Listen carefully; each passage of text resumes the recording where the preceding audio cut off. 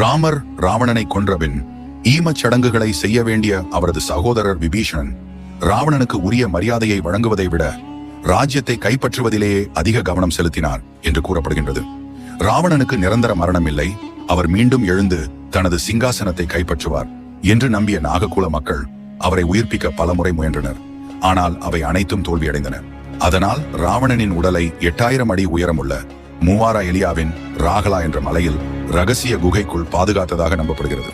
சர்வதேச ராமாயண ஆராய்ச்சி மையம் ராவணன் தொடர்பான 50க்கும் மேற்பட்ட இடங்களை கண்டுபிடித்துள்ளது. அதில் முக்கியமான ஒன்று ராவணன் தவம் இருந்த குகை.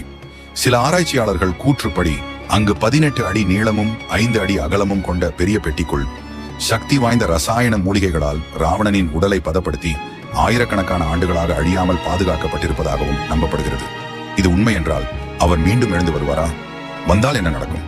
உங்கள் கருத்துக்களை தெரிவிக்கவும்.